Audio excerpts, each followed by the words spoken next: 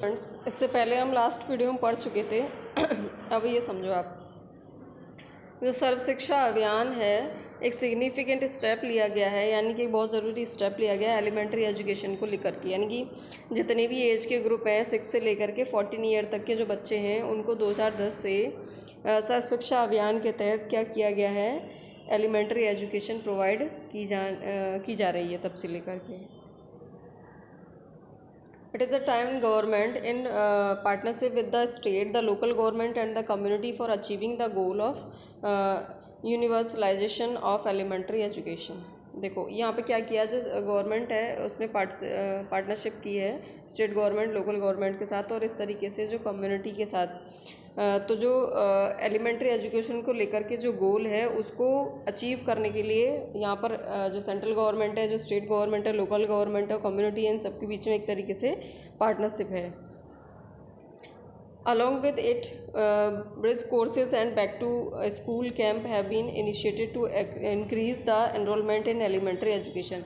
इसके साथ साथ bridge courses, back to school, इस तरीके के कैंप की शुरुआत की गई ताकि जो एनरोलमेंट है एलिमेंट्री एजुकेशन को लेकर के उसको बढ़ाया जा सके, उसमें बढ़ोतरी हो जाए। मिड डे मील स्कीम भी लॉन्च की गई ताकि लोगों की जो बच्चों की अटेंडेंस है उसको इनक्रीज़ किया जा सके, एंड जो उनकी जो न्यूट्रिशन है, इम्प्रूव द न्यूट्रिशन स्टेटस, ताकि उनका जो न्यूट्रिशन स्टेटस है उसको भी इम्प्रूव किया जाए। These policies as to the literate population of India, ये सारी पॉलिसीज़ ऐड की जा सकी हैं जो लिटरेट पॉपुलेशन इंडिया उसकी वजह से। In case of India we have unemployment in rural and urban areas. अगर हम इंडिया के केस में देखें तो हमारे पास जो अनएम्प्लॉयमेंट है वो रूरल एरियाज़ में भी है और अर्बन एरियाज़ में भी है। तो जो अनएम्प्लॉयमेंट का नेचर है वो रूरल एरियाज़ और अर्बन एरियाज़ दोनों में डिफरेंट है। अगर हम रूरल एरियाज़ को देखें तो यहाँ पर सीजनल और डिस्क्रिप्ट अनएम्प्लॉयमेंट मिलेगा, और जो अर्बन एरियाज़ है वहाँ पर हमको एजुकेटेड अनएम्प्लॉयमेंट मिलेगा। तो देखो सीजनल अनएम्प्लॉयमेंट क्या होता है। Seasonal unemployment happens when people are not able to find jobs during some months of the year. Seasonal unemployment कब होता है, जब लोगों के पास कुछ महीने के लिए, साल के कुछ महीनों में जॉब पाना बहुत ज़्यादा मुश्किल हो जाता है या उनके पास जॉब नहीं होती है। जो लोग एग्रीकल्चर पर डिपेंडेंट हैं उन लोगों को काफ़ी प्रॉब्लम्स फेस करनी पड़ती हैं इस तरीके की, क्योंकि वहाँ पर जो सर्टेन सीजन्स होते हैं उसमें वो बिज़ी रहते हैं, जो सोइंग जो बीज होते हैं उसको बोने में, फसल काटने में, तो थ्रेसिंग करने में, ये सारी चीज़ें करने में एक सीजनली वो बिजी रहते हैं एक सीज़न के साथ। लेकिन कुछ मंथ पर क्या होता है कि उनके पास कोई काम नहीं होता है, क्योंकि वो पूरी तरीके से किस पर डिपेंड होते हैं, एग्रीकल्चर पर। In case of disguised unemployment people appear to be employed. Disguised जो अनएम्प्लॉयमेंट होता है उसके अगर केस में देखें तो लोग कैसे दिखाई देते हैं कि वो एम्प्लॉयड हैं। They have agriculture plot where they find work. उनके पास जैसे मान लीजिए कि एग्रीकल्चर प्लॉट है जहाँ पर वो काम करते हैं, जहाँ पर वो क्या करते हैं, काम करते हैं। This usually happens among families member engaged in agriculture activities. The work requires the service of 5 people but engages 8 people, 3 people are extra. अगर हम देखें तो इसमें क्या होता है कि ज़्यादातर जो फैमिली के मेंबर होते हैं वो एग्रीकल्चरल एक्टिविटीज़ में इन्वॉल्व रहते हैं। तो जहाँ काम हो रहा होता है वहाँ पर अगर 5 लोगों की ज़रूरत है लेकिन वहाँ पर 8 लोग लगे हुए हैं, तो इसका मतलब क्या है कि जो 3 लोग हैं, जो 3 पीपल हैं वो एक्स्ट्रा हैं। तो these 3 people also work in the same plot as the other. और ये जो तीनों पीपल हैं वो क्या कर रहे हैं, उसी प्लॉट में उसी काम को यानी सेम वर्क कर रहे हैं। And the contribution made by the 3 extra people does not add to the contribution made by the 5 people. तो इस तरीके से ज़रूरत हमें 5 की है लेकिन 8 लोग वहाँ पे काम कर रहे हैं, तो जो 3 लोग एक्स्ट्रा काम कर रहे हैं उनका कोई कंट्रीब्यूशन नहीं होता है, क्योंकि जो 5 लोग हैं वही अपना इतना कंट्रीब्यूशन दे देंगे कि उसमें एक्स्ट्रा कंट्रीब्यूशन उन लोगों का नहीं होता है, लेकिन वो एंगेज रहते हैं, लगते हैं कि हाँ एम्प्लॉयड है, काम कर रहे हैं, लेकिन वो कहीं ना कहीं एक्स्ट्रा होते हैं। If 3 people are removed the productivity of the field will not decline. The field require the service of 5 people and the 3 extra people are disguised unemployed. तो इस तरीके से अगर उन जो 3 लोग हैं अगर उनको हम हटा देते हैं उस फील्ड से, यानी कि जहाँ पर जो एग्रीकल्चर वर्क हो रहा है वहाँ पर हमें 5 लोगों की ज़रूरत है, और वहाँ पे 8 लोग काम कर रहे हैं, तो अगर हम उन 3 लोगों को हटा देते हैं तो उससे क्या होता है कि हमारी प्रोडक्टिविटी पे कोई फ़र्क नहीं पड़ता है। तो इसकी वजह से जो 3 लोग हैं, जो एक्स्ट्रा 3 लोग हैं, वो कैसे हैं? डिसगुइस्ड अनएम्प्लॉयड हैं, उनको हम बोलेंगे डिसगुइस्ड unemployed. Unemployment lead to the wastage of manpower resources. People who are an asset for the economy turn into a liability. There is a feeling of hopelessness and despair among the youth. People do not have enough money to support their family. Inability of educated people who are willing to the work to find gainful employment implies a great social waste. देखो, जो unemployment है वो क्या करेगा? जो man power होती है उसको, जो मेन पावर रिसोर्स है उसको वेस्ट कर देता है। जो लोग असेट होते हैं इकोनॉमी के लिए, वो लायबिलिटी के रूप में बदल जाते हैं, क्योंकि जब काम नहीं होगा तो वो फिर आपको जो नेशनल इनकम है उसमें हेल्प कहाँ से कर पाएंगे? वो लायबिलिटी बन जाते हैं। तो इस तरीके से जो यूथ है उसके बीच में होपलेसनेस की फीलिंग्स आने लगती हैं, और लोगों के पास जो है इनफ मनी नहीं होता है कि वो अपनी फैमिली को सपोर्ट कर सकें। Inability of educated people who are willing to work to find gainful employment implies a great social waste. तो जो मतलब जो एजुकेटेड पीपल हैं वो जो काम करना चाहते हैं और जो एम्प्लॉयमेंट लेना चाहते हैं, एक ग्रेट सोशल वेस्ट बन जाते हैं। Hence unemployment has detrimental impact on the overall growth of an economy. तो इस तरीके से जो अनएम्प्लॉयमेंट है वो कहीं ना कहीं इफेक्ट किसको करता है, इम्पैक्ट किस पर डालता है? जो ग्रोथ होती है इकोनॉमी की उस पर। Increase in unemployment is an indicator of a depressed economy. अगर हम कहें कि अनएम्प्लॉयमेंट अगर बढ़ रहा है तो किसका इंडिकेटर है? वो मैं ये दिखा रहा है कि जो इकोनॉमी है वो डिप्रेस्ड इकोनॉमी है, उस देश की जो इकोनॉमी है वो अच्छी इकोनॉमी नहीं है। और ये कहीं ना कहीं हमारे जो रिसोर्स होते हैं उनके वेस्ट भी करता है, which could have been fully employed. वहाँ पर एम्प्लॉयमेंट हो सकता है, लेकिन अनएम्प्लॉयमेंट की वजह से क्या हो जाता है कि जो रिसोर्स होते हैं वो वेस्ट हो जाते हैं। If people can not be used as a resource they naturally appear as a liability to the economy. अगर जो लोग हैं अगर उनको रिसोर्स के रूप में यूज़ नहीं किया गया तो वो नेचुरली कैसे दिखाई देंगे? एक लायबिलिटी के रूप में दिखाई देंगे। इकोनॉमी के ऊपर वो क्या हो जाएंगे? लायबिलिटी, बोझ बन जाएंगे वो लोग। ठीक है, let us discuss about the employment scenario in the 3 sector mentioned earlier. देखो, जो हम लोगों ने 3 सेक्टर पहले पढ़े थे एम्प्लॉयमेंट के बारे में, उसको हम थोड़ा सा पढ़ते हैं। Agriculture is the most labour absorbing sector of the economy. जो एग्रीकल्चर है वो सबसे ज़्यादा लेबर एब्जॉर्बिंग सेक्टर है, यानी कि इसमें सबसे ज़्यादा लेबर की ज़रूरत होती है।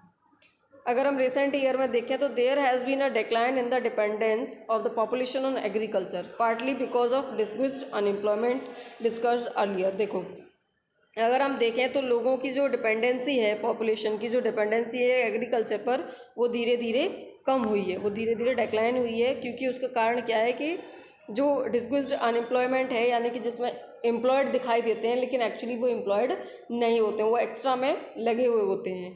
तो इस तरीके से वो एक रीज़न बना है कि लोगों की डिपेंडेंसी उस पर कम होने लगी है। Some of the surplus labour in agriculture has move to earlier the secondary और टर्सरी सेक्टर। और जो लेबर है एग्रीकल्चर की वो कहीं ना कहीं मूव कर गई है। कहाँ पर मूव करने लगी है?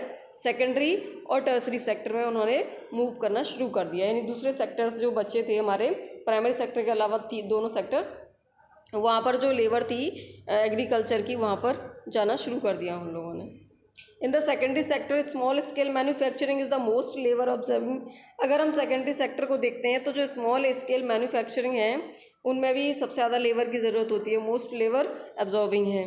In case of tertiary sector various new services are now appearing like biotechnology, information technology and so on. अगर हम टर्सरी सेक्टर को देखें तो उसमें बहुत सारी सर्विसेज आने लगी हैं, बहुत सारी सर्विसेज आपको देखने को मिल जाएंगी, जैसे बायोटेक्नोलॉजी में है, इंफॉर्मेशन टेक्नोलॉजी है और बहुत सारी। Let us read a story to know how people could become an asset for the economy of village। तो हम यहाँ पे एक स्टोरी पढ़ेंगे, एक स्टोरी समझेंगे कि किस तरीके से लोग जो है असेट बन सकते हैं इकोनॉमी के लिए। एक जो गांव इकोनॉमी ऑफ अ विलेज की लोग जो है जो एक विलेज है उसकी इकोनॉमी को बढ़ाने के लिए किस तरीके से असेट के रूप में, रिसोर्स के रूप में वो लोग आए। There was a village inhabited by several families. Each family produced enough to feed its members. Each family made its need by the members making their own clothes and teaching their own children। देखो यहाँ पर क्या है कि एक village है जहाँ पर कई फैमिलीज़ रहती हैं। हर फैमिली इनफ जो फूड है अपनी जो मेंबर्स हैं उनको फीड कराने के लिए इनफ प्रोडक्शन कर लेती है। And each family met its need by the member making their own clothes, यानी कि लोगों को जो ज़रूरत होती है उसके लिए वो खुद अपने कपड़े बना लेते हैं और अपने बच्चों को खुद पढ़ा लेते हैं। One of the families decided to send one of its sons to an agriculture college. The boy got his admission in the nearby College of Agriculture. After some time, he became qualified in agro। देखो, एक family ने decide किया कि वो अपने बेटों को कहाँ पर भेजेंगे, एग्रीकल्चर कॉलेज में भेजते हैं। तो वहाँ पर जो बॉय है उसने एडमिशन लिया पास के ही एक एग्रीकल्चर कॉलेज में, और उसके बाद उसने क्वालिफाई क्या किया, एग्रो इंजीनियरिंग। ठीक है, एग्रो इंजीनियरिंग को उसने क्वालिफाई किया and came back to the village, और उसके बाद वो लौट करके कहाँ आ गया, फिर से गांव में आ गया। And he prove to be so creative that he could design an improved type of plough which increased the yield of wheat.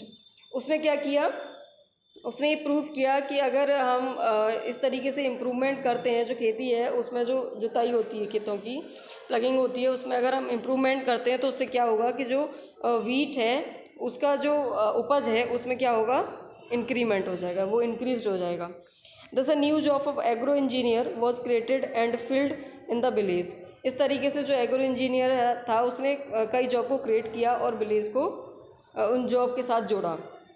The family in the village sold the surplus in the nearby neighboring villages।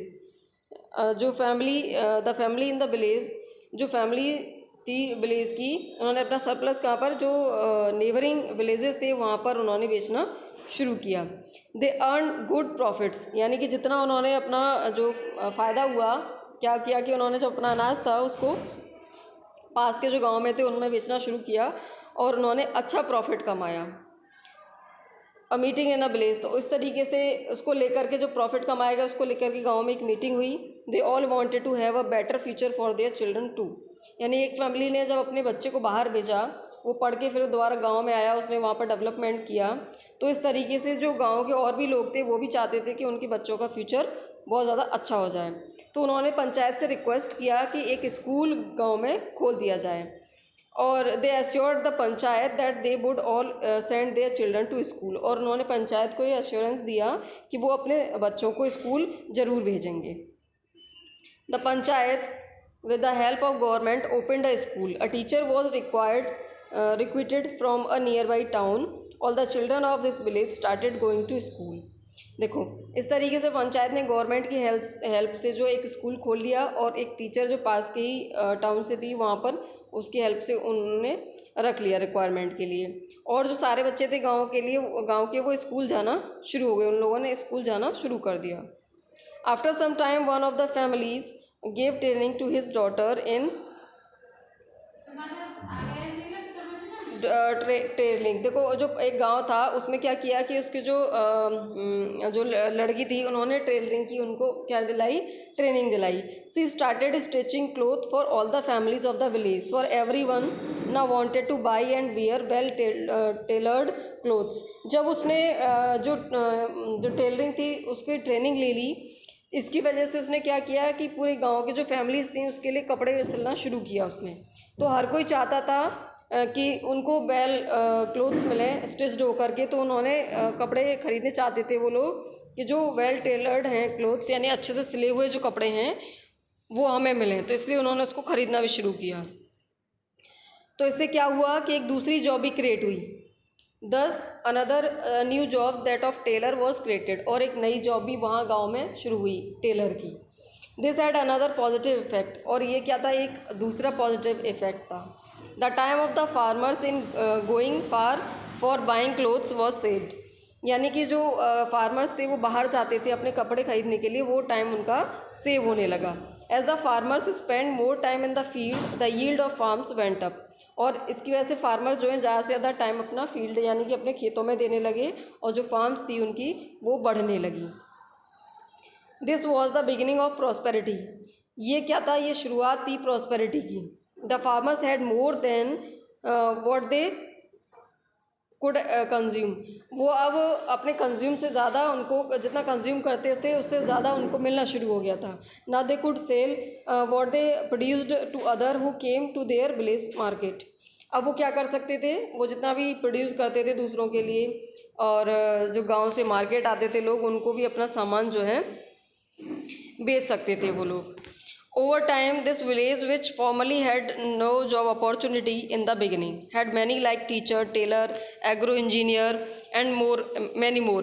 This was the story of a simple village where the rising level of human capital enabled it to evolve into a place rich with complex and modern economic activities.